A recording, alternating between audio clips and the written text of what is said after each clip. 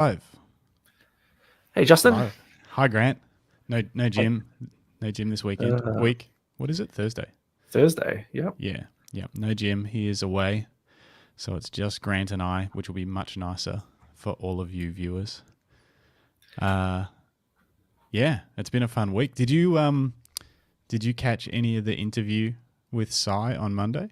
With Simon? Yeah, I reckon I catched most of it. It was very interesting. He's a very interesting guy. Some of Yes. his He's a stories. he's a great dude, crossed with a weird cat in the best of ways. Yes. I really like talking to him. It was a 3 hour interview. Yeah. It's And it looked like it went pretty easy too. So we were just chatting. It was great. He's a storyteller. He's a yeah, master wordsmith slash awesome photographer too. So yeah, it was fun to chat. But I've been like looking back through bits and pieces of it, and I'm going to make some clips and stuff put up on the channel. But for those of you joining us, we do a weekly show, but we're also doing interviews whenever possible. Everything's live, so you can always ask questions in the chat. That's tonight, or the interviews. You can ask questions in the chat, and we'll do our best to answer them or make fun of you or whatever. But yeah, if you haven't caught any of it before, jump on YouTube, check it out. This was the interview I was talking about from Monday, which is Simon, who is a international wedding photographer who shoots heaps of stuff on film, but also shoots digital as well, and has created a beautiful business with his partner, photographing people in capturing love all over the love. world. Yes, Yeah, that capturing was love. cool. The way he explained that was really cool. Yeah, yeah, very very cool guy. And we've got Richard coming up on Monday. Richard Yes. That'll Nightscapes. be real. Yeah. Yeah, if you've ever tried to shoot astrophotography and it didn't work out, or maybe you're into it and you're looking to expand your knowledge with crazy time lapses and Milky Way trackers and stacking of foregrounds and backgrounds and that sort of stuff. So anything from, hey, that looks cool, I've never tried it and would like to try it, to the most advanced techniques. Richard is the guru when it comes to And teaching that kind of stuff. And right now, if you're in the southern hemisphere, would be the perfect time to watch it because it's Milky Way season. Damn right it is. Much easier to see. We're getting clear skies pretty regularly. A little bit of Yeah, cloud tonight, but clear skies. So yeah, if you want to do some pre-research to get your questions ready, you could head to Richard's Instagram. Hang on, I'll bring that up, where you'll see just the most awesome stuff, time lapses, and heaps of just beautiful images. He runs night photography workshops in Victoria, which I've actually been to quite a few years ago yeah. and would like to go again. Yeah, it was great. Really, really cool. Maybe we should do one, all three of us. Try and all get there at once. Yeah. Maybe we should. Maybe I'm I'll test sure. out the new camera. Oh, I can't wait to talk about that. But hold your tongue. I have so many questions. Yeah, so check out Richard's stuff, Nightscape Images on Instagram, or if you're really excited, head to his YouTube channel. He has over 70,000 subscribers and has made tons of videos about everything you could think of, from shooting the Milky Way with a basic camera, crop sensor camera, and a kit lens. He shows that it can be done. Yeah, all the way through to super advanced techniques. So yeah, get into it, and then join us on Monday if you can for the live interview and ask questions, or otherwise watch it back. It's gonna be unreal. Yeah. Or join the Facebook group, ask your Oh questions yeah, in there, and we can follow them up for you. that is an excellent point. We do have a Facebook group. It should be linked in the description below. If it isn't, we will get it sorted. And yeah, jump in there and you can leave questions that we can ask live on the show. If you can't be there live, we can ask them for you, and then you can watch back later. Yeah, cool. Very cool. So you are going to buy a new camera. Hang on, before we get into that, you've been selling gear, just like I Jim. have been. Yes. How I think I've had a bit more horrendous? luck. Oh, you've had more luck. So how bad has it been out there on the Facebook Marketplace world of scammers? Uh, I reckon I've only had 3 scammers, and you can pick them up pretty quick. They've always got, stupid names, and then you look them up and they're from overseas, and you just don't even bother. Just delete them straight away. Just get rid of them. But yeah, I got a lady really interested in my D750, so I'll sell that Saturday, and I'll put up those Godox flashes, and I've had a bit of interest on them. Oh, nice. I also got ripped on in a Facebook page about my D850. It's probably a bit high on the shutter end, and they ripped into me, so I took it down, but I've put it back up now. Yeah, put it back up. A couple 100,000 clicks on a D850 shutter is nothing. People. I mean, it was priced accordingly, so they can either buy it or not buy it. But yeah, they shouldn't really be worrying about commenting on that. I mean, anyone that's been a professional photographer has put way more than that on a camera. So yeah. Well, sorry, a professional like wedding photographer or something. Maybe not a landscape, exactly. but yeah. Hey, we got some people jumping in the chat. Carolyn Edmonds, who was commenting on a couple of our videos over the last week. That was such a good interview. Thanks. I'm glad you had a chance to check it out. It was awesome. Yelena's in there. Milky Ways. She may be talking about the chocolate. Anyway, I'll ask Richard if he's into Milky Ways. Hello, TCL. The camera life. That's us. Oh, wow. Didn't pick up that. No. Now you know. Maybe we'll make some merch with it. If you are joining us, ask some questions in the chat if you've got any. Otherwise, we're going to just dig really deep into what camera Grant's going to buy for the 9th time on this podcast. I think this is definite now. Definite. Is it? Yeah. Is it really? How definite? I was trying to call up Ted's today, so they could not get back to me, and it was very, like, every time you call up, the phone was busy. Mm-hmm. They must be just selling cameras left, right, selling cameras, yes. So Sony A7R5. A7R5. I think I've convinced myself. You've watched every video on YouTube about it, I assume? Yeah. So that was up against... See, you were looking at the R6 Mark II, which is like a $3,500 camera, whereas the A7R5 is a $5,000 camera. So why wouldn't you look at the Canon R5, which is also a $5,000 camera, to compare those two? Or have you been doing that? I have been. Okay. So it's not so much the camera body, it's more the after, so the lenses. Mm-hmm. When you can buy lenses $1,000 cheaper for the Sony compared to the Canon, that's just my price range, I guess. Yes. Yeah. And that's the thing. It really does. And I've been digging into this in the last week too, because I'm tempted to switch to Sony. Actually, no, I wouldn't switch. I would just add a little side kit of Sony stuff. The lenses are cheaper for sure across the board. Yeah. Maybe not every single lens, but if you average them out, if you were going to sort of build a kit, they are cheaper. So that is a big consideration. And no one seems to have the little nifty 50 1.8. It's really hard to come by. Yeah, in stock. Yeah. Do you need it straight away? Could you save up for that delightful 1.4 lens? Probably. Because that thing looks... That's why I want to switch to Sony, the 50mm 1.4 and the 20mm 1.8. Those lenses they're the perfect size, but their quality is exceptional. Whereas to get Canon quality, that they weigh 2 to 3 times the weight for the same lens. Yeah. Well, if Canon's even got it, Canon doesn't have a 20mm 1.8.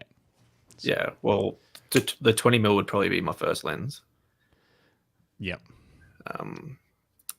Just for snowboarding this season, and then it would also do some pretty cool landscapes. Yeah, for sure. I've got some photos we can have a look at later, but I was digging into my archive of photos, and I shot so much with the Nikon 20mm 1.8 on the D850. That lens was my sort of, I would grab it and take it. That and the 28mm that I got a bit later on. I had so much fun shooting those while traveling for lifestyle shots, landscape shots. I I don't know, I would pick them up and take them. Whereas the Canon gear that I've got now, while it's really flexible, being a heap of zooms, really high quality zooms, I really don't love picking them up and taking them walking around, say at night or whatever. They just don't. They don't say, "Hey, grab me and come for a walk." And I don't know. While they've got the smaller ones, which I've been having fun playing with, the 16mm 2.8 is really small. The quality obviously isn't anywhere near as good, so it's a tough one. Yeah, I don't know. The lenses make a big difference. Yeah. But yeah, so you think you would just start off with just one camera, one lens? You will sell all of your gear. You've got what people would. I mean, it's kind of a holy trinity of lenses, but somewhat the 16 to 35 wide angle f4 beautiful lens, the 24 to 70 Tamron 2.8 another beautiful lens, and the 70 to 200 2.8 Nikon beautiful lens. You could do all work with that kit on a D850, which is one of the best sensors still going around. You're going to get rid of all of that and buy one camera and one lens. One lens. The one lens will be very short-lived. Yeah. I think I just want to go primes. So if I was to do events, I'd probably get like an 85 as well. But I don't have any weddings until end of year, and I won't book any in. So I won't have to have the two bodies. I'll do that later on. So I'll be able to get away with one or two lenses, because otherwise you'd be changing all the time. Which is still kind of doable, but no, you would want a backup body. But you also said you weren't really that interested in shooting weddings anyway. So, if you get a side kit of Sony, I might have to borrow it. Got some questions coming in. Off topic, but what is creating the beautiful purple lighting in your background? Some really cheap strip lighting from Bunnings. I can't remember how much it was, but it was definitely under $50 for 10 meters of RGB strip lighting that I can actually change the color of. If I point this, you have to do, hang on. Oh, red. That's kind of creepy. Yep. Yeah, I just haven't set mine up properly. So yeah, the reason you can sort of see Grant's and mine, I've hidden mine mostly behind the shelving there, so it's just tucked in. I don't have those little corners. The little corners of my shelving, so it's sort of soft, diffused light just bouncing off everything, and works perfectly. Now, what else do we see? Andrew, will AI see the end of any particular type of photography? Man, every news article I was looking at this week, because I was looking for stuff to talk about on the show, and there honestly wasn't much, because every article I saw was about AI, and I was like, I just don't care. Yes, it will maybe not see the end of a particular type of photography, but it's certainly going to hurt stock photography for sure. Yeah. Because if you're a business and you're like, oh, I need a customer service representative talking on the phone and looking happy, that's something AI is going to be able to generate. And you actually want that to be a generic person that, not always, obviously it'd be better for a real business just to shoot their stuff, but for some reason they don't pay photographers and they go on stock photo sites. So AI is going to replace that. It could create jobs though. AI jobs, you mean? Or as in, like, so the marketing person's like, I need a photo of this, and just send it to the AI photographer. So there could be like a little business in it. Yeah, but it'll get to the point where it's like it's easier. It's like Canva. It'll be built into something like Canva, and you'll just type in there what you want, and it'll just create it for you. But not everyone knows how to use that. True. So maybe, but it'll certainly hurt the stock photo industry, I think. But what it won't be able to do is create anything meaningful that's like of a real person. I mean, it can. Documenting real events, AI is not going to spell the end of wedding photography. Can't do it. Sports photography, can't do it. It can only be used for things where you are making something up that didn't happen, because you can't AI, the final goal in a sports event for a photo because it's not real. So yeah, I think stock photography. I'm sure there's others. Nothing else is coming to me right now. If anyone's got any ideas, jump in the chat of what might be under threat from AI. Obviously, fine art photography, I don't think is going to be ended, but AI will certainly maybe encroach into that territory, because if you're just trying to create art, it doesn't really matter what medium you're using. It's all about the end product. So, that's an option.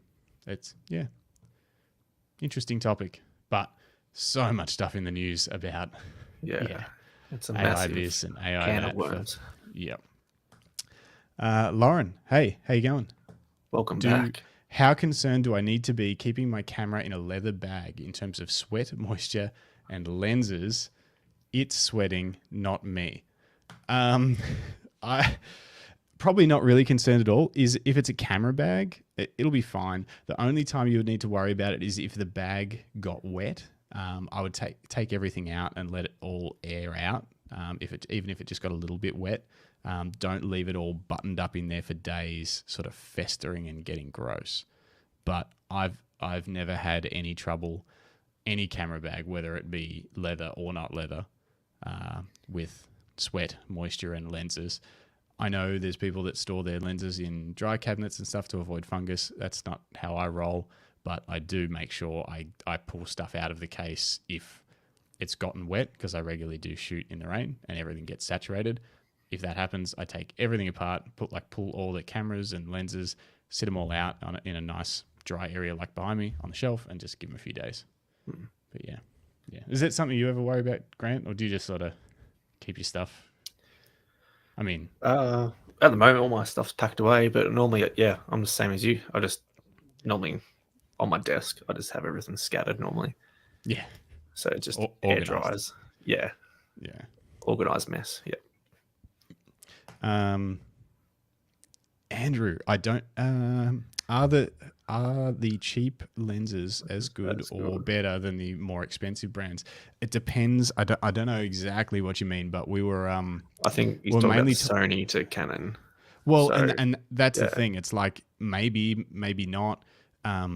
What I know is Sony's G Master lenses are like, you're splitting hairs at that point. If you're looking at G Master versus our lenses, and there's not going to be massive differences. There's going to be character differences and unique things here and there, but it's more that they're amazing lenses, the Sony G Master lenses, and they're sort of just significantly cheaper across the board. I think maybe because the system's been out for longer, and there's more third-party options.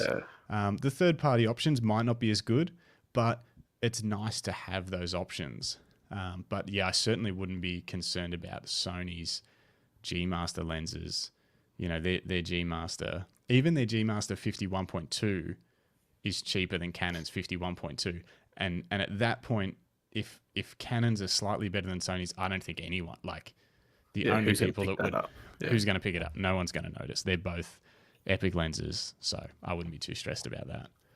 But certainly, you do get what you pay for. So if you're comparing like a $500 lens to a $5,000 lens, there's going to be a difference. Yeah. But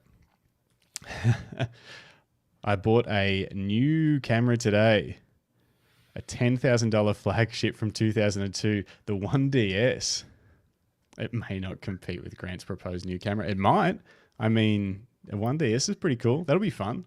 Play around with it. I got a couple of weird cameras like that up on the shelf. I've got the 1D Mark IV, which is like a 1.3 crop flagship Canon sports camera that's slower than your average mirrorless camera now, and a Nikon D2X, and there's some old film cameras and stuff up there too. But yeah, it's fun. Some of the older gear that you can get now cheap is fun to shoot with. You will see limitations though once you play around with it compared to a modern camera, especially with autofocus. And with autofocus, the grouping of the focus points is very tight on the center of the frame, so you're focus and recomposing all the time. I've seen a lot of older cameras. I've been on Marketplace a lot. And yeah, the amount of older like models that you would have been paying arms and leg for back in the day, they're going up for cheap. And you're like, oh, Yeah. mirrorless. Yeah. Yeah. Everyone's sort of switching over the last couple of years, or even longer, but more and more over the last few years. And it's sort of happening a lot at the moment now, which I think is why it's tricky to sell DSLR lenses and DSLR cameras at the moment. It's a little bit harder than it has been. The prices are dropping. But that, you know, you can still make great work with DSLRs. So it's one of those things. I was going to almost try and talk you out of buying a new camera tonight, because I was going to bring up all of the photography that I did in Japan snowboarding, since you're mainly focusing on winter stuff this winter. Yeah. It's going to be like, I shot all of this with f4 lenses and a couple of primes. And yeah, it worked a treat. But I was looking at some of the stuff at night that I was shooting with the Nikon D5 and the 20mm lens, 20mm 1.8. Hang on, I'll see if I can bring it up.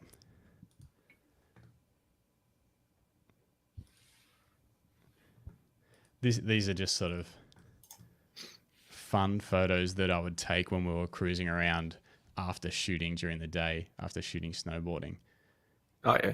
And, you know, just lifestyle stuff and just things for me to remember. Hang on, this does this every time. There we go. And, you know, these were all shot at... Sue. Yeah. So as you'll see if you spot them, like these are all like ISO 5000, sometimes wide open, 1.8. Like they're not super sharp, but they're just like lifestyle images. And I was looking at them and I was sort of thinking, yeah, mirrorless definitely would have nailed focus better now. Yeah. Whereas when I had that D850, the mirrorless that was out, like they couldn't compare. But like some stuff would nail focus, like that. Yeah. Nemo sculling bottles of stuff. But like out on the street where it's super dark, bright neon signs everywhere. A lot of these aren't edited, by the way. Getting focus on people's faces and stuff was actually really tricky. And a lot of them are close enough to be fine for these kind of shots. But when you zoom in, they're not super sharp. Oh, yeah. This street was so icy, and people were falling down hard all over the place. And the guys we were with were like pro snowboarders. They realized how icy it was, and they were just sliding down the street. And like that, that's at like full sliding speed. You can see the guys in the background are like, what? Yeah. But then like only people like photographers are going to pick up if they're sharp or not. Like the average Joe will just look at it and be like, oh, that's a cool photo. And particularly if you're putting it on Instagram. It's like by the time you size these down to be Instagram size, there was a lot of paint on this street. This is a good one though. So yeah, check this out. This car was driving past.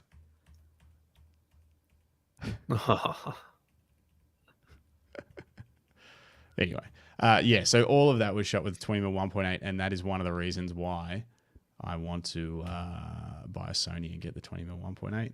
I talked myself into it today looking at photos to try and convince you not to buy a Sony, and I talked myself into buying a Sony. How terrible did that work out for me? Wow. Look, cat. Yeah, there's always random cats in Japan. Well, that's not Japan. That's a story for later in the show. No, that was in Thailand. Yeah. 11 megapixels, 45 focus points, weighs about 10 kilos, built like a brick, uses Firewire. Does it really? That's crazy. Cost $250. Serious depreciation. Yeah, that's crazy. Because it would have been close to 10 grand, 20 years ago, which would be the equivalent. That's what's crazy is like cameras back then. I mean, maybe it was like 8 or 9. I'm not sure, but a flagship is still 8 or 9. Yeah. So hold on to that. Bodies haven't gone up new price. The flagship bodies actually haven't gone up a ton. it's the mid-range bodies that have sort of gone up quite a bit. You know, now you're spending $5,000 for your mid-range body, whereas they were never. I don't know if they were ever that much. Maybe they were. I don't know. I lose track. I wonder why. Is it just lack of materials or? Yeah, I think. I don't know. Maybe they were able to charge those really high prices for flagship bodies back in the day because it was quite an elite thing to have, and they were getting paid for by big newspaper corporations and stuff like that. So it was all just they could charge that much. I don't know. It's weird though. Really weird. So all right. So you're convinced on Sony, or you're like 90%, 80%? Where are you at? I think the more I talk about it now, I'll probably talk myself out of it. But I'd be 95%. Yeah. A7R5, 60 megapixel. Yeah. Yeah. Yeah. The most recent camera release from Sony it is. That's one of the benefits. You know, if the other models in the range, the A7 IV is probably a better all-rounder for the money because it's almost $2,000 cheaper. Yeah. But it was released earlier, so it doesn't have some of the features that the A7R5 has, like that cool flippy screen. Yeah, and also just I've watched a lot of comparisons between A7 IV, A7 R5. It's just I can't remember who it was, but they said if you just want to do a more like I'm probably more photo based than video based, but I want to do a little bit of video, so I'm not going to lose too much there. No, and just I want to test out the new AI technology within the A7R5. No, boo! We don't like AI. Get out of here. You can just get some AI photos made then. Yeah, you don't even need a camera.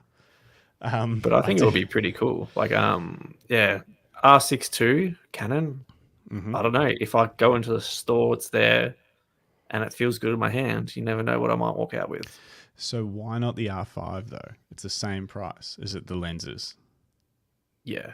Is it the lenses that's holding you back? Yeah. So I could probably, I can upgrade with the Sony, but I'd have to downgrade with the Canon just to pay for the first amount of, like, the first few lenses. Right. What lenses do you see yourself having in a year's time? What do you need? We spoke about this a lot, but oh yeah. So 20, 1.8, maybe 85. I've been trying to get a hold of the 50, but it seems like it'll be a bit of a rough search. So I'll just wait for one of them to pop up because they're pretty cheap, the 1.8s. But if I can go for the 1.4, that might even be better. And 70 to 200, and just depends on the timing. Would you get the F4 or the 2.8 70 to 200? Yeah, that's what I mean. It depends on the timing. As to which one you would. Yeah. That would probably be my last one I'll get. I would get the F4. Yeah. I think for what you're going to do. Yeah. Lighter and sharp and cheaper. Yeah. You know, because you're not going to be shooting a lot of low light action. For landscapes, it's all good. Yeah. A couple of comments coming in. Mick Warren, hey, how you going? D850 with 20mm 1.8 are great for Astro. I 100% agree. That's what I used if I did Astro. Was those. We'll have a look at some of that stuff that I've done on Monday, and Richard's going to tell me it's terrible. What does Richard use? He uses. Don't want to give too much away now. But yeah. We'll ask him on Monday, but I know he's using Nikon Z6 Mark II, and I don't know what else. A heap of lenses from Sony and Nikon. So we'll ask him. We'll get the details, and I intend to ask him too if he was starting again today, or if someone else was starting again today. What would he recommend? Because I know he shoots video on Sonys, so I know he's played with Sonys. Yeah, cool. So I want to pick his brain before I go spending my own money. J Shani, or is it JS Hanny, or JSH Annie? Whatever just it is. On a serious note, try to use Sony if you haven't before buying. I found Sony ergonomics don't work for me, and everyone is different.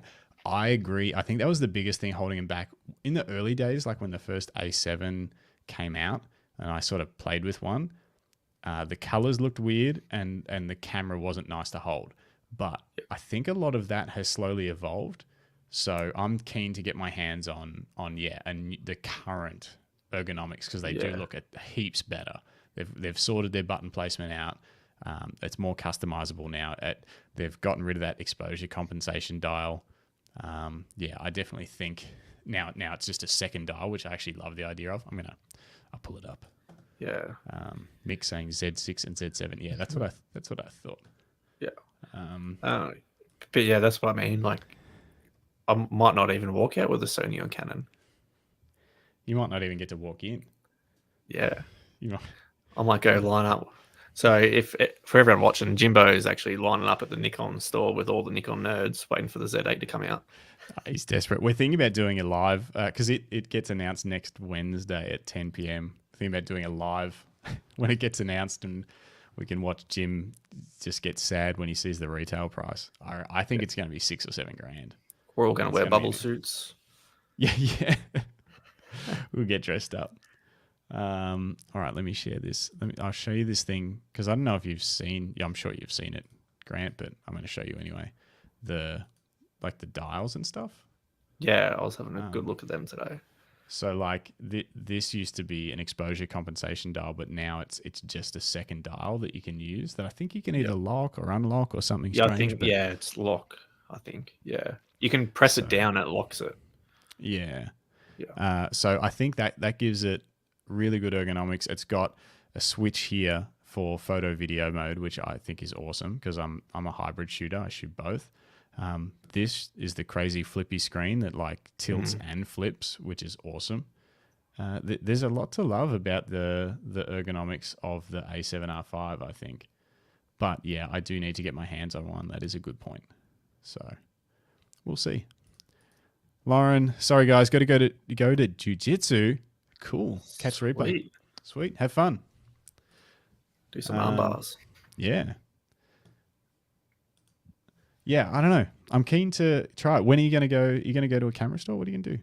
Maybe I'll come with you. I'll go down Saturday. Do a road trip. Well, you got things if you want to come to a baby expo beforehand. Ooh, no. No. Yeah, so I've managed to squeeze in a camera shop. Hang on. Baby expo before the camera store? Yeah. You're not getting a camera. You're getting a pram. You're getting... I've hidden money away just for this occasion. I hope it's hidden well. Well, that'd be fun. So you're going to go down an expensive day. Oh, I bet. But hopefully at least you've sold enough gear to make the transition not too painful. Nah, I think it should be all right. I've pretty much covered everything. So yeah.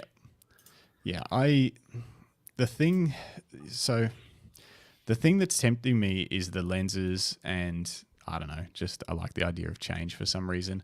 But what I keep coming up against, it seems like Sony has better video available in some cameras. Yeah. And it has great photography specs available in some cameras, but it doesn't really have that stuff have that both of those available in any one camera, except for kind of the A1, which is like $9 grand. Yeah.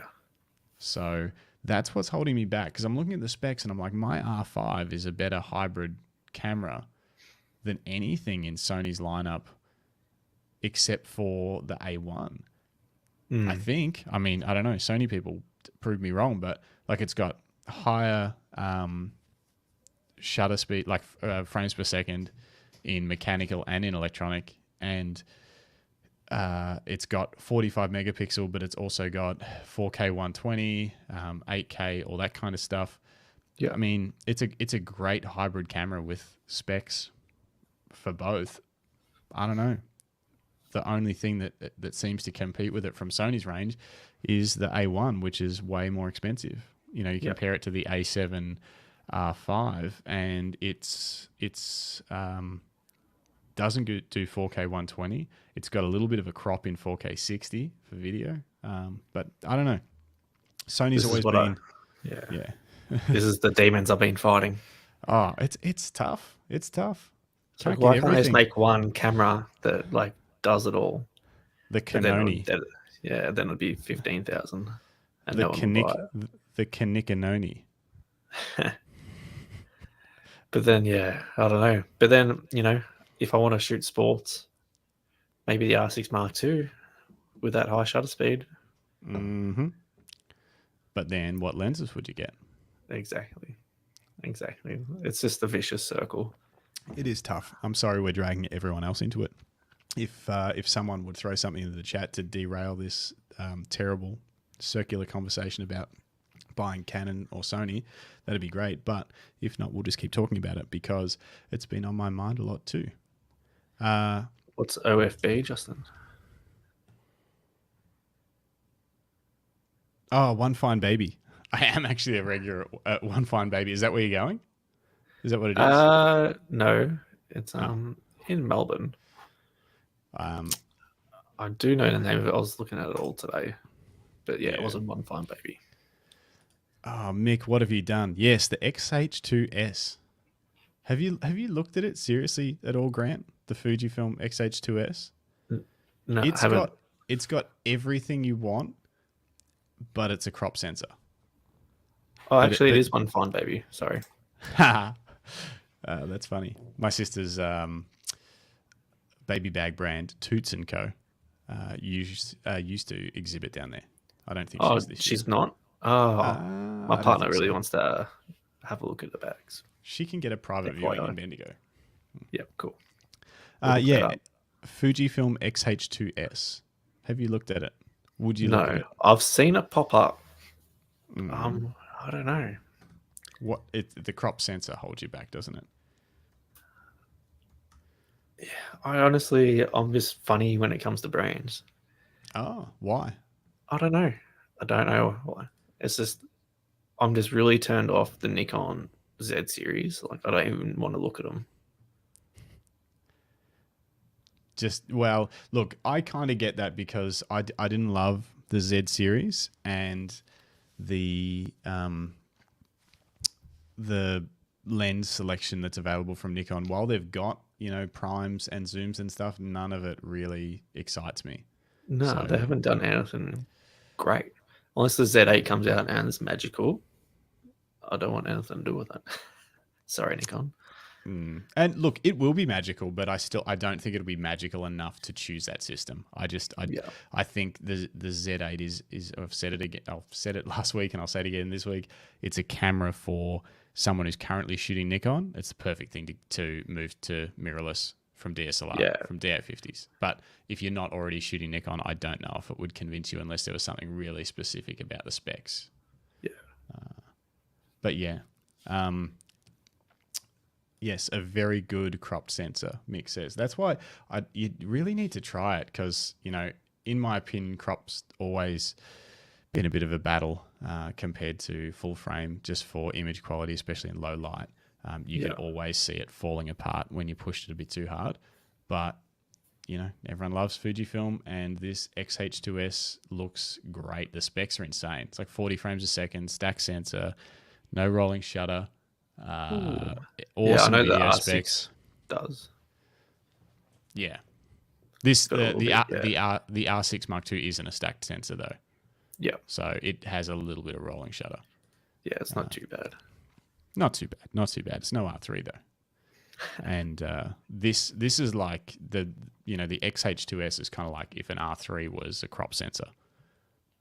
So I don't know. What's it could the be worth a prices look. on them? So they're about 3,500. They're sort of in that same range of an R6 Mark II. You're going to have smaller, cheaper lenses, but it's a crop sensor system. Yep. No. Tony Davey, where's the lumberjack? Unfortunately, Jim couldn't make it. He's away. He'll be back next week. Still. Yeah, he's going to come live from the line. Yeah. I believe Tony's referencing the fact that Jim's enormous and wears flannels. As to why we're calling him the lumberjack. I have to put that as his name in this next week's stream. If you do, Jay Shani, if you do go with Sony or Panasonic, check out the Sigma L series primes for general use. I series primes? Sigma what series? I don't know. L series? L series? Do they? Art series. Sigma have art series, I think. I don't know. F2 aperture rings, old school build.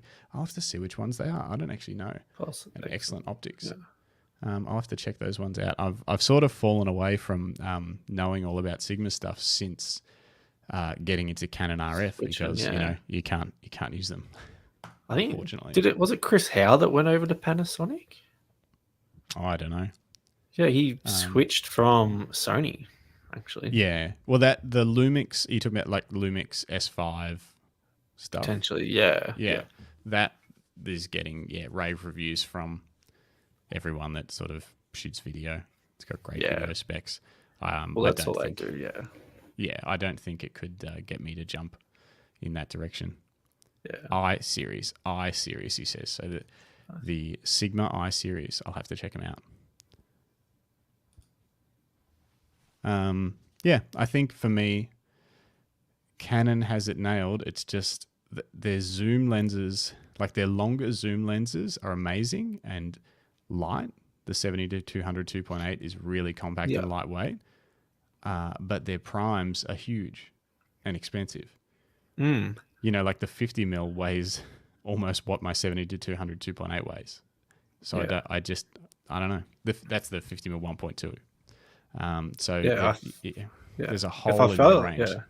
If I feel like if I went Canon, I'd probably go like zoom lenses, and if I went Sony, I'd go primes. Yeah, and that's it. I don't know. Yeah, that's what I did. That's exactly what I did when I shifted from Nikon to Canon. Is I went to all zooms, keep it simple. I'm like, I'm not going to have a bag full of primes anymore. I'm just going to have a couple of zooms, and life will be simple. But when I have shot with primes recently, now with the cheaper ones, the 50 1.8, the 35 1.8, and the 60mm 2.8, all the Canon RF sort of cheaper models. Yeah, I'm really enjoying shooting with primes again. I find they're pretty cheap though, aren't they? They're super cheap. And and that would be an excellent, you know, those lenses for someone getting into the Canon RF system. They're awesome, really, really good. Yeah. But don't do this to me. Hey, I've got them here. You can test them out before you buy anything. Yeah. I feel like that might be a wise move for you. Yeah. I might just, R5, couple of cheap primes. Yep. It's an option. Maybe you can buy my R5 and a couple of cheap primes, and I'll go and buy a Sony setup. A Sony setup. Yeah. And you'll be like, oh no, what have I done? Yeah. We'll see. Next week, everyone will find out. Yeah, we'll give you the update. Hey, we got a question in the comments from Caroline. I don't know if she's still listening, about Lightroom, about do white balance for skin tones and stuff like that. I thought we might play around with it a little bit. How do you normally work with white balance?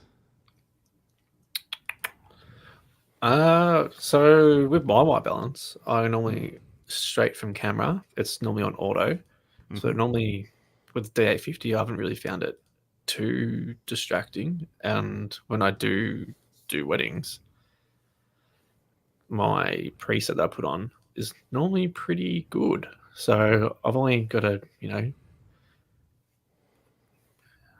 move it a slight touch, but you can get them pretty good. So you find it's quick. Pretty close from auto. Yeah, okay. I find it tricky often with weddings. You can have trouble, particularly when there's a lot of green around. Backlit subjects and there's green grass or whatever, and then you can, or inside when you've got mixed lighting coming from all sorts of places, it can be tricky to figure out what the right white balance is, and sometimes there is no right white balance. So I thought I might just play around with a couple of photos from a random wedding. I might actually start with this random wedding. I don't know if anyone knows this guy. Look at that. There's such a mantelpiece photo.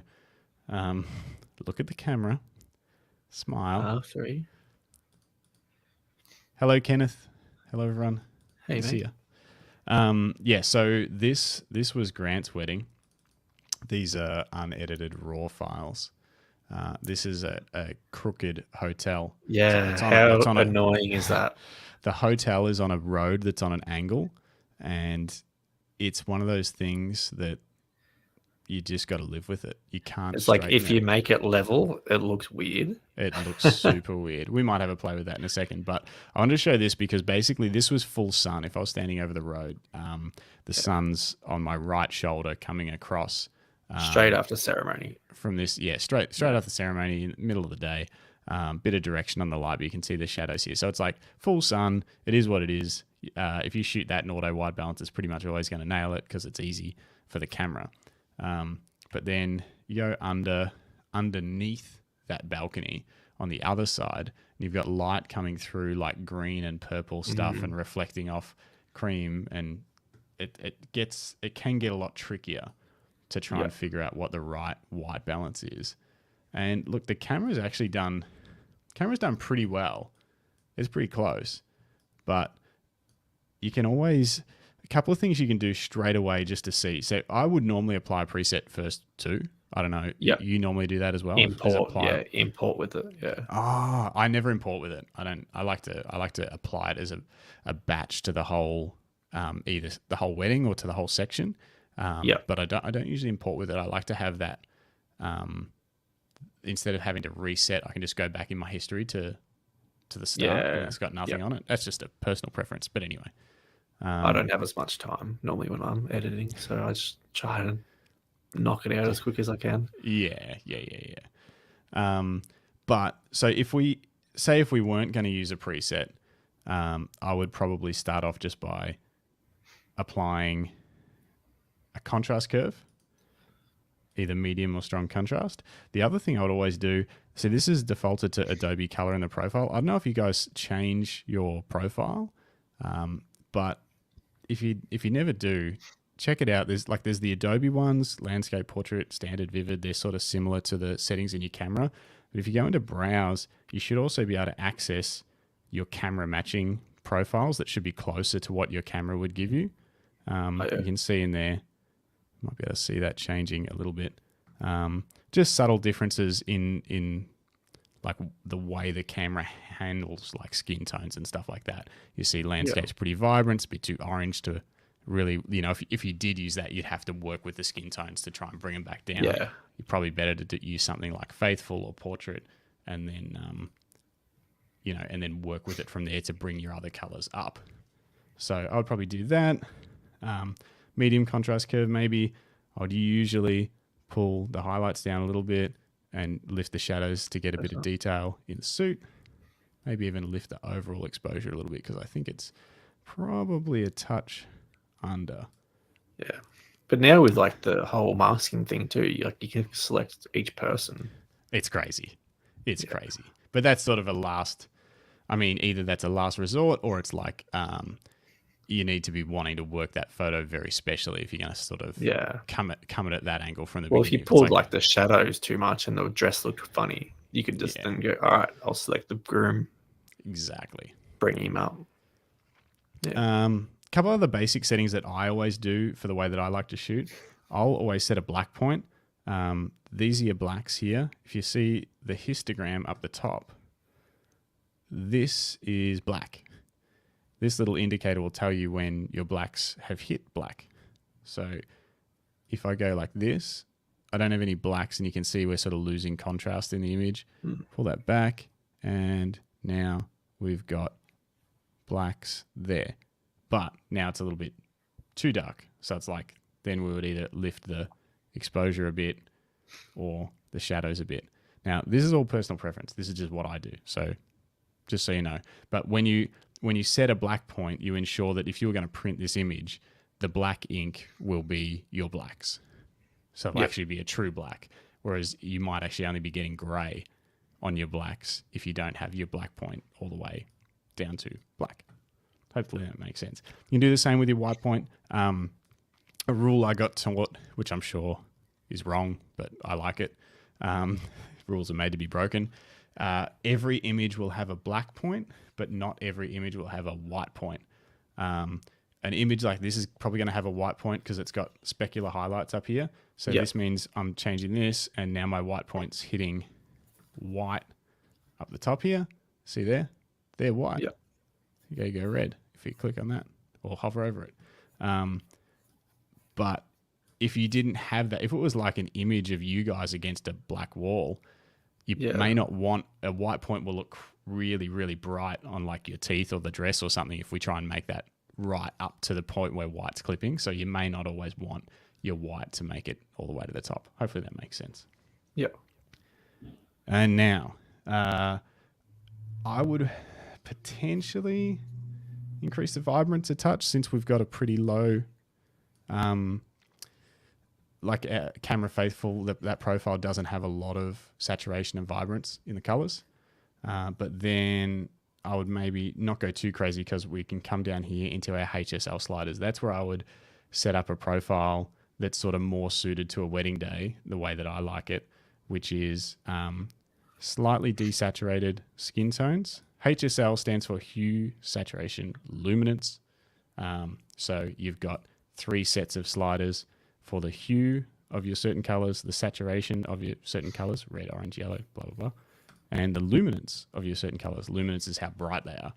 So I would sometimes grab the orange, the yellow, and reds, which are going to affect your skin tones, bring them down a little bit in saturation, but up a little bit in luminance. You can even see there, see the eyelashes, wonderful skin. You can just bring it up a touch with the orange slider. You don't want to go too crazy. Just a little bit can help lighten the skin. And then I'll probably bring the greens down, the blues down, and with saturation, bring the greens up and the blues up. That makes them a little bit more saturated and a little bit darker.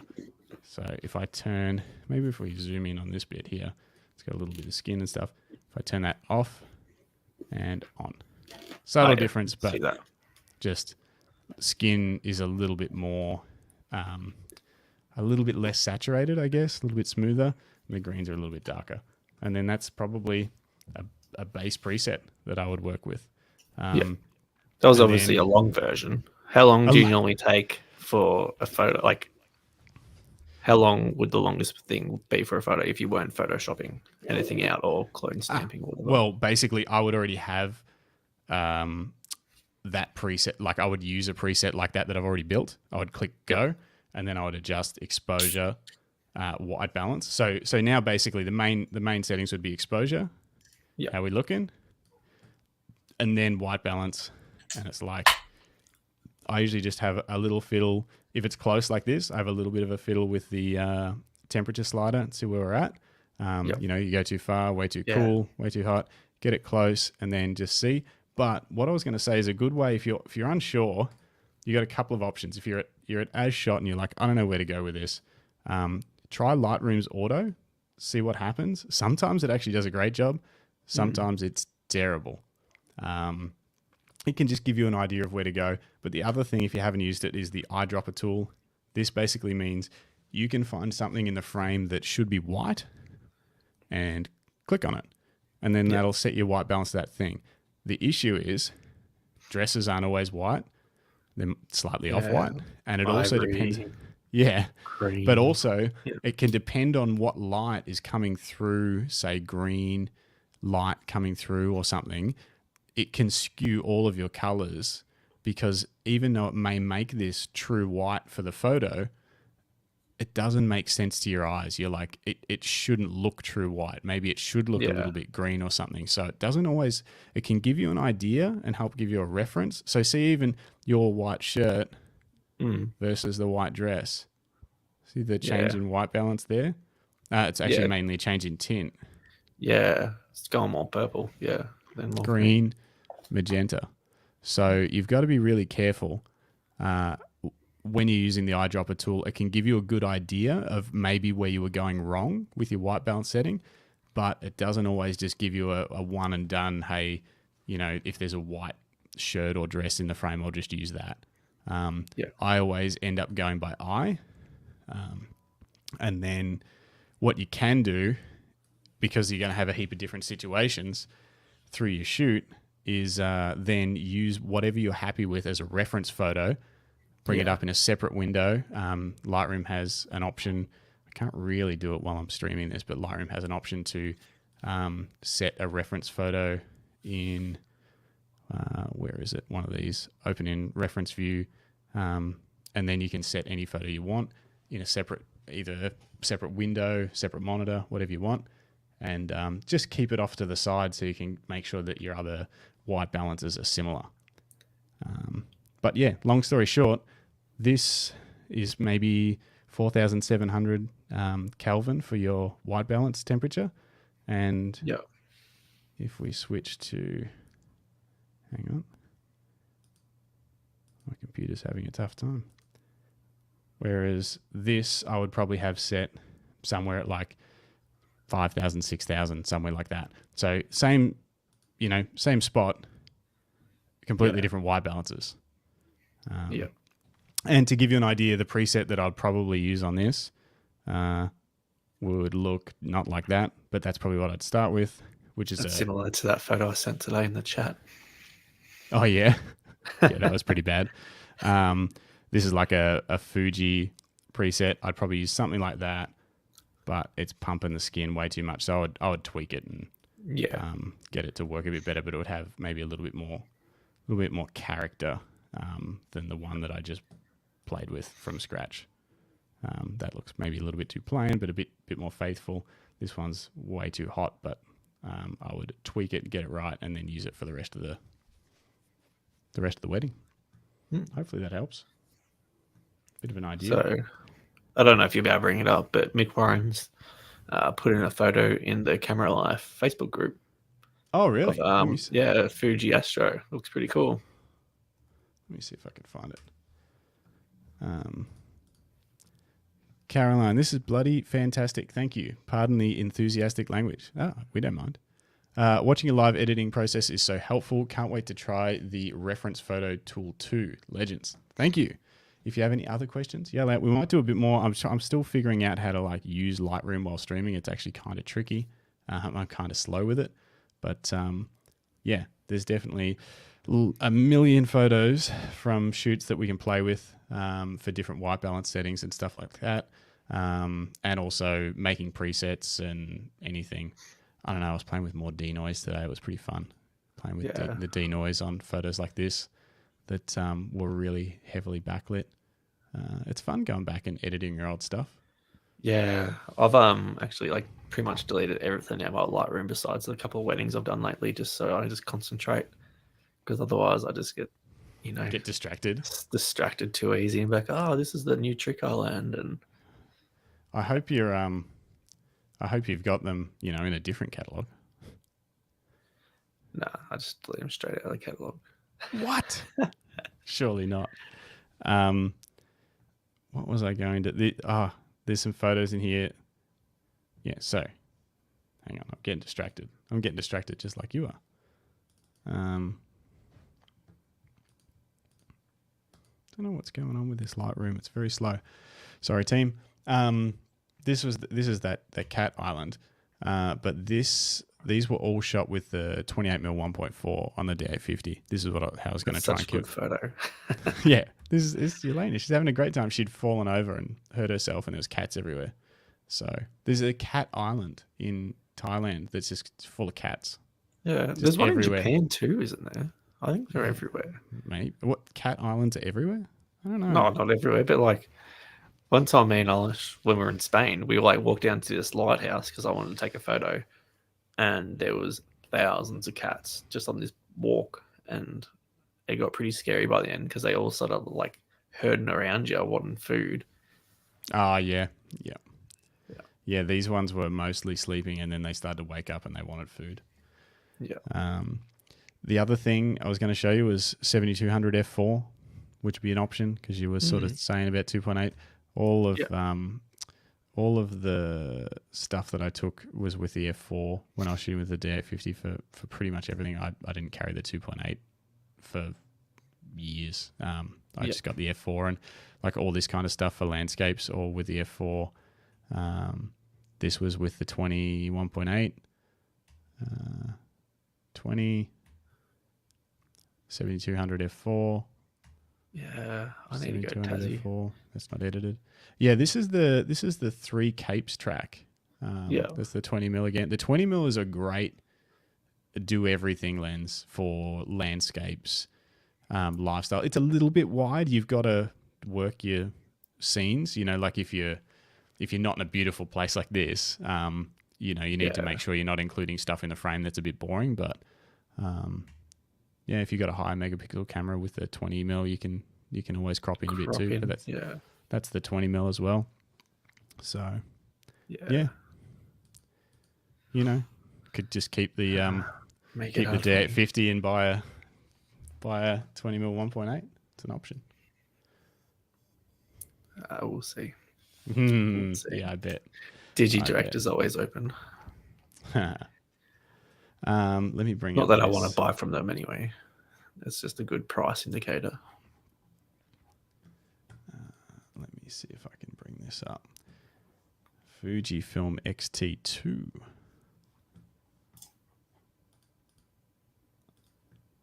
From Michael Warren through the Facebook group. Yeah, jump in there if you're not in there. It's just under the camera life. Fuji Astro, not bad for a crop sensor. That's definitely something I'll have to check out. The only Fujifilm camera I've shot anything with really is the X100. So, and it's the one I've got now is the version 1, which is only 12 megapixel, and have shot with the X100T, which wasn't bad, but it was pretty slow to autofocus really. So, yeah, Grant, if you could buy Fujifilm stuff, I'd like to play with that too. No? I'm just so confused. Don't be confused. Nah. Do you when you're so you've got some presets for Lightroom? Yep. You've bought presets. I've brought presets and I've made my own. Yeah. What do you use more? At the moment, I use my own. Are yours ones that you've made from other people's presets and like modified, or you've just made them from scratch? Just from scratch. Just for the weddings. Mm-hmm. I feel like the ones that you buy, they're just the ones that I've brought. They're just they just take it too far. They're too heavy-handed. They're for like a specific look, and they just do not work with any sort of wedding stuff. But for landscapes, they're depending on the seasons, they're a good like base. Then you can play around with it. But other than that, it's cool to play with. It's cool to see what there is and what it can do. But when I do buy them and I find a good one, I stick with it for a bit. Yeah, as a base. Yeah, it's sort of like you find it if you do buy a pack of presets, there might be one good one in there. Yeah, I feel like you want to find one. Like I feel like when I brought not obviously, but I brought the Peter McKinnon V4, and then there's a few in there, and I would go through there, but I haven't used it for a while. You haven't? But there was one I was using like a lot. Well, I mean, yeah, his stuff isn't going to suit weddings really either. It's going to be pretty aggressive. It's pretty dark. Yeah. Yeah. Dark and moody. Yep. Yeah. It's, yeah, I don't know. I sort of go back and forth. I really like the look of film, and then I look at it and I'm like, oh, it's the colors are so different. Like, sorry, when I say film, like film presets that are trying to emulate film, like the ones that I've got from Maston Labs, and they're great. But then, yeah, you sort of look at, then sometimes I'll edit one from scratch, just like I did before, but maybe put a bit more effort into it, and then I'll compare the two, and I'm like, oh, the film one just looks so different, different. In his in the version 3 Peter McKinnon one though, I'm just having a quick look at it now. He does have a few that look sort of like film, but that was obviously a while ago when he brought it out. But now he's all about the pirate life, or if you keep up with Peter McKinnon, he's all about that look. So yeah, it's I don't know.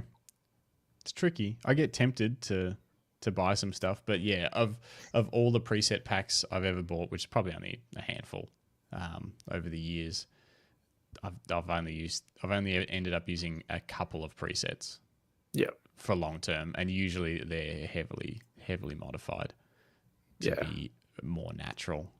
More natural or more vibrant, depending on what it is. It's like, it's funny. I can usually only get away with the really sort of aggressive character fill presets when you're shooting stuff like. Hang on, I'll bring Lightroom up again.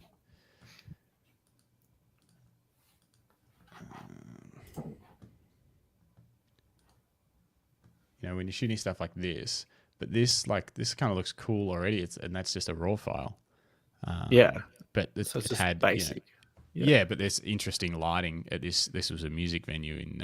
I didn't mean in the Bali. photo was basic. I'm like, you just need to do basic edit. That's you right. You don't have to push it too much. Yeah, but you can potentially do more of an edit because it's sort of a more. It's a photo that doesn't need to have true colors. Like it can be. Like that. That looks sweet. That's the Ectar 100 preset from Maston Labs. Just looks awesome as it is. I think that looks great. I mean, all their presets on this look great. Yeah, and when you got a cool subject and it's kind of good lighting, that mood where it can be anything. Yeah, like you wouldn't know what it's like if you weren't there. Exactly, that's the other thing. Man, loving it. I think, this Ectar 100 Plus looks great on that. I would probably have to change the white balance for it to work on this one. Maybe he might be a little bit orange. But yeah, working with images like this where the lighting's interesting and like you say, there's nothing anchoring, like skin tones don't need to be perfect or something like that, like a wedding. You can get more creative with your edits like that. That's pretty cool with just, a film preset on it. Love it. Who was that? What band was that? I can't remember. Lo Tropico. I met these guys in Bali and ended up hanging out with them and going on some road trips and stuff. They were fun. Cool. This dude played like the most crazy rendition of which Jimi Hendrix song was it? I can't remember now. It was insane. That was He wasn't even supposed to be playing. He just got up to play that one song, and the crowd went crazy. It was it was fun. It was at I don't remember how to pronounce the place that it was where they were playing. That Deuce, that clothing brand, have like a big thing over there. Oh yeah, Juice X or something. Yeah. They got a big venue and they were playing there. That's why this lighting's so sweet. It just looks awesome. And plus, this was shot with a D5 and the 105 1.4, and it looks awesome. That's at ISO 5000 at 1.8. Yeah.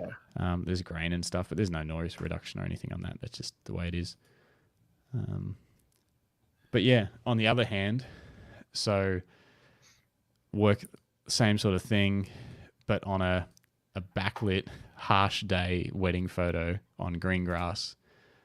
Here we've got a bride getting ready out the front. And if we were going to throw a preset on that, say if we just went with the same preset, we're going to have to be very careful with their skin tones. Yeah. And just the overall look of the image to make sure it's not going too far, And when you take photos, you're normally facing towards the sun, aren't you? Most of the time. I do, put the sun behind my subject for most shots on a wedding day, particularly. Just you then end up with even lighting on your face. Obviously, this is on their face, sorry. This is if it's not cloudy. If it's cloudy, you can kind of really work the scene a bit better, or if there's lots of coverage around. If you're in a city, it completely changes everything. But when you're in summer in Australia, out in paddocks and stuff, where there's no shade, no nothing. Where there's no shade, you really do need to. I often put the sun behind the subject. And try and get it like that where their face is evenly lit, and you can get in nice and close. And yeah, if you notice any of these, this was funny. We were doing some bridal party photos at a family property, and wandering around. There's a nice creek and stuff there, and there was some cows in this paddock. And while we were doing the shots near the paddock, this bull must have been in the paddock with a couple of cows, and it was pissed that we were there. Not happy. Like, not happy. Come over. The cow's like, hey, I'll just wait behind you. And then he was like, get out. Oh, wow. Yeah. It was like that. And if this thing, it doesn't look as big there as it was, there's no way this tiny little fence was going to stop it from coming through if it decided to come through. It didn't. It was just like trying to scare us. But man, it was like, wow. But these guys knew what was going on. They were all country people. But yeah, it was wild. It was wild. How did you teach yourself how to pose? As in, like, not you posing, but posing in the bridal party and the bride and groom. Okay. So heaps of stuff. Over the years, I've picked up different things from different people. One of the what was interesting, I don't like posing people at all. So most of the stuff that I do and Jim does is all getting people to do stuff. That's why this photo that you'll see here is them walking towards past that tree, basically. And they just walk and then they come back. And I try and make it work. So they walked past the tree like this, and then on their way back, I shot that. So for a scene, like I would try and get them to walk, and then hopefully while they're going on that walk, I'm going to get 3 or 4 different shots. Like I'll get way more shots than that, but 3 or 4 quite different setups as they walk around. Zoomed. Yep. And they're walking away. I'm getting, something different. And then, when they're walking back, I'm getting their faces and that kind of stuff. So, I'll try and do that. And then I'll have to give them cues. Sometimes when they're going for a walk, they'll be like chatting about something that's gone wrong on the wedding day or whatever. And I'm like, hey, you guys got to be happy, talk to each other about fun stuff. So if that happens, but most of the time they're having a good time. Whereas if it's bridal party stuff, if you're talking like this, I just keep. That's pretty easy though. It is. I keep it super simple. We mix it up. We'll put different groups from the bridal party on different sides and stuff like that. You'll see here we've gone boy girl just for something different. But I'll try and always generally shoot people in one line. I try and avoid like having people in front and behind, just so I can have a shallower depth of field. But also, just you can see everybody. It's simpler. So unless you're shooting groups of like 20 or more, I keep them in a row, one row. I just step back. But in terms of posing for like, I don't know what, like you mean like sunset photos and stuff like this? Yeah. Easy. You just say, hey, I want you guys to stand this way. So like side on to me or whatever. I'll show them exactly what, and then I'll just tell them things to try and make them laugh or kiss each other or whatever. And that's it. Like I try and get them just doing things. Cool. So, but what I did to try and learn at least to know when the good moments were, I actually learned a lot of it from a photographer called Jerry Gionis, who, have you ever heard of him? No. He's like wins every wedding photography award, super famous guy. And he's very posed. Like his work is he's the master of posing. He'll everything, hand placement, the whole lot. And I went to his workshop, and I also was like a member of his online course. And he was one of the first guys where you could watch him shoot a wedding online. Cool. But he would take like a full crew, to these weddings, because the weddings he was doing were so big or so expensive. he could basically tell them, like, he'd be like, hey, this is what I'm doing. This is how it works. Yep. And they'd be like, yeah, awesome. We just want you to shoot our wedding, because he was that Yeah. good. And you could just watch him work all day, and you could hear what he said to the bride to get her to move her face a certain way or whatever. And I think I just learned a lot about what looks good and what doesn't look good, but I definitely never picked up his skill for directing people. And I didn't really like it either. I don't like telling them exactly how to stand and all that kind of stuff. And it probably means my images aren't as good as his, but I like the couple to have a more natural day, less about posing for photos. Because they get over it pretty quick. They do, but also some people love it. I don't think any of his couples would but he would have get a those good people. day. He gets people that want those photos, and then he works with them, and he has a great time with them, and they love it. They know what to expect, I think, is probably the key. Yeah. And whereas I try and make them aware that I'm a lot more hands off. And when we do set stuff up, it'll be like, hey, go for a walk over there and then come back, as opposed to really sort of, he would time their steps to make sure it was, all going to work and stuff like that. He was very particular. Wow. But from him, learned so much about what makes people look good or look bad, particularly the way people can stand and the way you can put people in the frame can make them look terrible. He talked about working with, what if the bride's taller than the groom? What if the groom's way taller than the bride? Or all that kind of stuff, and about how to make them look and feel the best you can. Yeah. So would he, like, if the groom was a lot taller, would he have the groom step back more so they look? No, it would be more about whatever you do, if the ground's on a bit of a slant, make sure you put the taller person on the lower part, but then you can also position them in a way where they're just where it looks less noticeable. It's kind of hard to explain. I'd need some photos maybe, but I dare say I shoot a lot like you then, because I pretty hate hands off. I hate telling them what to do. I just want to be there and just shooting. That's all I want to do. The less like communication I can do with them, the better. I'm not there to talk to them. I'm there to have a good time and take photos of them having a good time. Yeah, which is also, it's tough those, because sometimes they want you to tell them what to do because they feel awkward, and they're like, and then that's where it's hard. And that's sort of what, that's some of the stuff that Jerry Jonas would say at these workshops. He'd be like, hey, I know you may not want to work like this, but when the couple turns around and says, what are we supposed to do? You're the photographer. You need to have an answer for that. You can't just be like, oh, I'm more of a hands-off photographer, because then they'll feel they don't know what to do. But he's definitely, I don't know what he's got in the way of online learning now. I'm sure he's still got stuff.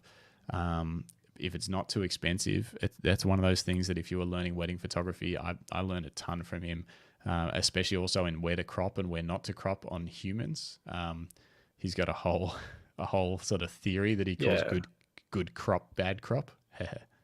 And it's really good. It's something I want to talk about on the podcast one day, just kind of like where you should and shouldn't crop people's bodies, basically. And you'll all know when you see it, you're like, oh yeah, you definitely shouldn't crop people at the knees, but or at the ankles. No, you want the full. Kenneth has asked the question, what's in your bag for a wedding? Do you want to go first, Grant, or does it not matter because you're about to sell it all and go to Sony? I'll go first because it's fresh in my mind.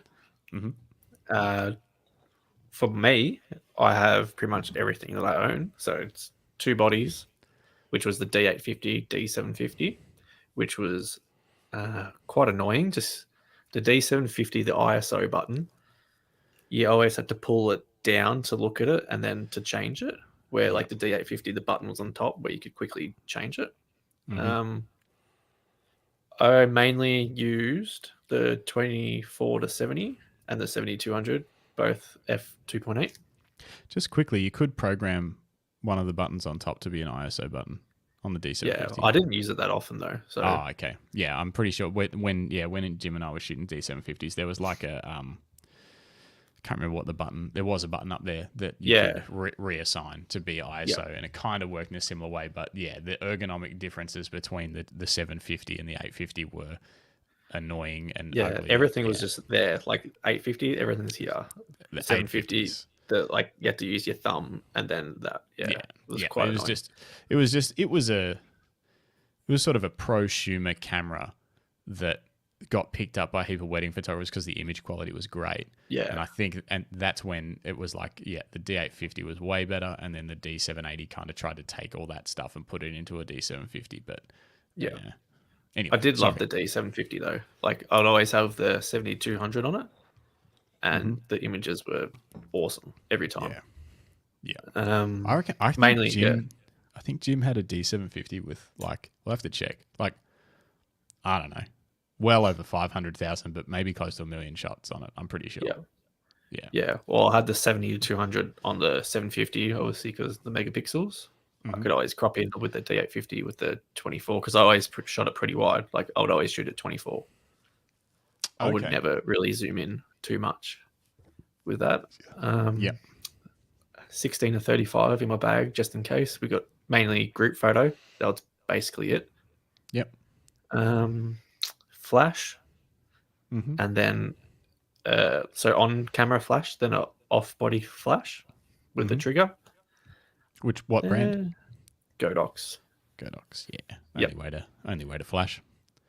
Yep. Then just cleaning stuff, lots of memory cards, lots of batteries. Yep. I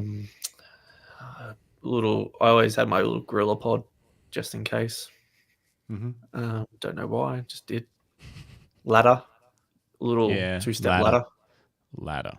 But that's not in. He said what's in your bag for a while. Yeah, true. Got you there. Yeah, it's something I always take with me. Other than that, just cleaning stuff. Yeah. The little rocket blower. Rocket blower, and lens. I've got a little brush thing too for my lens, and that's about it for me. I'm pretty basic. I would take all my gear to a wedding. A lot of it will stay in the car though, but I'll take everything because you never know what might happen. And by everything, I don't mean like these old, the D2X and stuff that's up there, but like, so all of my Canon RF equipment that I've got, I'll take to a wedding. But the stuff that will be in a bag that I carry around with me would be my R3 and R5 camera bodies, 15 to 35 2.8, 28 to 70 f2, 70 to 200 2.8, and then I would only recently have I been playing around with the cheaper primes, and I took the RF 16mm to a wedding and shot with the RF 16 and the 28 to 70, and that was a great combo. 28 to 70 was on the R3 and the RF 16 was on the R5. Yeah. And 16 wasn't too wide? No, I love it. Yeah? Yeah. What? I mean, it depends what for, but let me show you. But yeah, basically that, and then same as Grant said, like spare memory cards, spare batteries. I'd always bring a charger too, sorry. Cliff bars. Yeah. Obviously, only the white chocolate and macadamia nut is the only Cliff bar that will give you sharp photos. But that's definitely one of my favorites. What else?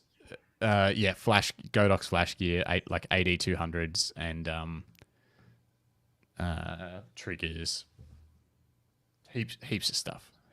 We'll get into it. You take your drone too sometimes, though, don't you? I do actually take the drone sometimes because if I'm shooting with Jim, it's just like he could be doing something. He's getting the shots, yeah, and I can take the time to get a drone up. I wouldn't normally bother with the drone on a wedding if it was just me, unless there was something particular that I thought would be cool, and there'd be some time to maybe if it was a farm wedding or something like that, and get a nice landscape shot. But yeah, drones can be pretty distracting at weddings for both the photographer and for the guests. Yeah. Yeah, you don't want to steal attention from the day by flying a drone around. Let me. But see then most here. videographers have drones, so Yeah, and look, if it's something the couple wants, then that's totally different. But yeah. yeah. Let me see. Sorry, I'm just trying to pull up 16mm wedding photo, which I thought we looked at some stage. And then have you worked with many videographers at weddings? Yes. How do you go finding it's more like how do you go finding if they want different shots to what you want?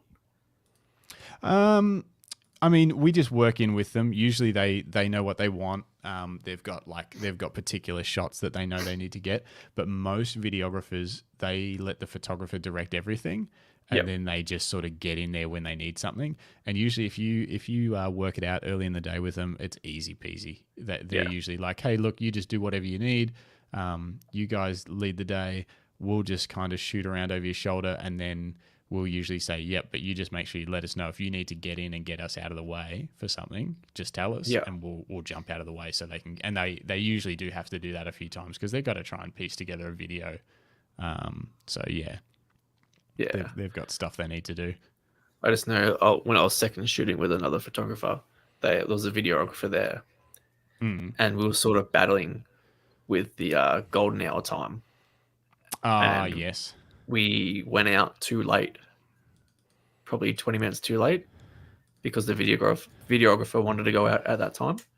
So we lost, 20 minutes of nice lighting because the sun had just like dipped under the horizon. Yes. So it wasn't golden hour anymore. And I was just like, damn it. So why wouldn't, what were they wanted to take them out later? Yeah, I don't know why, but that's just the time they had in their head. Was something happening inside that they were shooting before that they needed? No. So yeah, I would have just said, yeah. Well, I mean, it's hard to because you haven't shot a ton of weddings and you never know. It wasn't my wedding to shoot, so I was second. I was second. But yeah, we sort of were like me and the other photographer were like, do we go out? Do we not? And we're just like, oh no, we'll go with the videographer. And it was just probably 20 minutes too late. Yeah, that's one of those things. Sometimes you just get it wrong anyway, even without a videographer. But with stuff like that, usually Jim and I will be pretty. I mean, we've never had a videographer question the time of the sunset shoot. A lot of them don't even come out. Sometimes they do, and even if they do, they just follow us. So that's odd that there was a videographer that sort of thought they knew better. Yeah. Particularly for after sunset, that's like most of them want. Jim and I will often shoot after sunset because we use flash. So we'll catch the last like 5 minutes of it being above the horizon, and then we get like most of our flash stuff done just as it dips under the horizon. Yeah, it was sort of on horizon, which is probably makes sense with like video. So then like the sky and them, they could have been all exposed, right? But if it was 5 minutes beforehand, the sun would have been blowing out the sky. Yeah, and then you would have to compensate for that. But yeah. Oh well. Anyway, but yeah, we'll usually just tell. By that stage, usually the couple, they trust us, and we can just recommend what we want to recommend, and then ultimately it's up to the couple. We're like, hey, now's the time to come out for sunset, and usually they're like, yep, sweet, sounds good. Let me just show you this. Yeah, so this is actually wider than 16. Yeah, why wouldn't you want a photo like that at your wedding? Yeah. So getting a photo like that, because there was this is a tree, like this tree branch here. So any further back that I go, you start to lose. There was trees and branches and stuff everywhere. So it's not like I could shoot with, say, a 24mm and just take a few steps back and get the same, or 20 steps back and get the same shot. But yeah, I think this is the one I used for the example of like, this is actually way wider than 16. Yeah, you showed us this a few weeks ago. Yeah, because 16 is actually that with the profile corrections. But if you pull it back, yeah, it's probably closer to 14. But yeah, I really like, obviously you're not going to shoot on that like all the time, but for stuff like that, to get the crowd, to get the reactions, happy faces, you know, I think it's great. That's the day. Worst nightmare wedding shoot. Look, I have a terrible memory. We need to, I'm going to come back to you on that next week when Jim's back. And I need to talk to Jim and try and remember some of our tough days, and some things that have gone wrong, and we'll dig into it. Maybe earlier on in your career.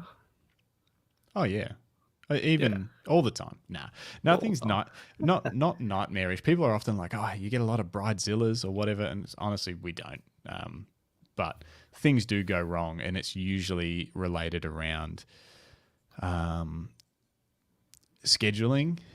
And particularly the weddings we've done around Melbourne or the outskirts of Melbourne, like just things running late, taking longer to get from here to there and all that sort of stuff. Not so much from us, but from like, say, the bridal party or whoever, you know, they get stuck in traffic, all that kind of stuff can happen.